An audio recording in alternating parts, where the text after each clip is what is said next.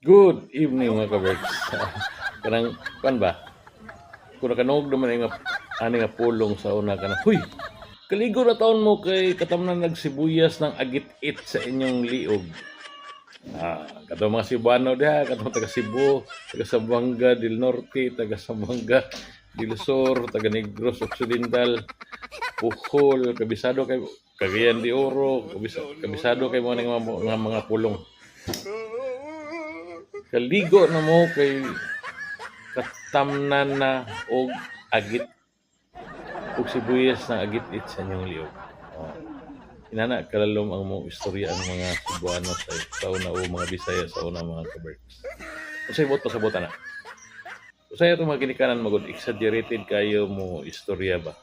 Gusto gid nila nga gamay ra gud tong agit-it sa imong liog sa una gud pero tungod kay gusto gid nila nga maligo na ka sa tubig para mawala ng mga hugaw sa imong liog labi na kung gadagandagan kasi gadula kag patintero gadula kag basketball ila nang exaggerate ng mga kaberks nga feeling nila ang kahugaw sa imong liog pwede na pwede na pwede na katamnan og sibuyas pero mo naging nga mga ko man na siya kanang tawag na nga exaggerate nila murag lang gipa lalo gipa kuan gipa pasubrahan ba.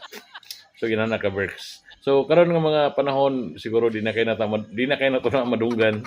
Labi na karon nga panahon labi na kay karon nanan mata sa cellphone nga kuan ang atong panahon karon na nasa cellphone.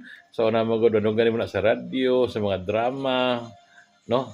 So karon ni kay na to madunggan ang mga istorya pero hangtod karon pila na katuig ako ginang ma-remember kanang ingon sa akong mama ba. Huy, wait, Kaberks, kaligo na dito. Kay katamnan na og sibuyas ng agit-it sa imong liog.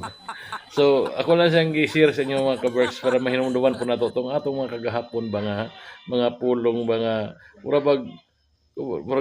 murag damguhon nimo bisa kanang damguhon bitaw nimo nga basta pag badunggan mo na murag imong mama na siya mga Kaberks. So dahil salamat ug pag-follow sa tong bag-o nga channel ang Kaberks TV 2.0 mga Kaberks.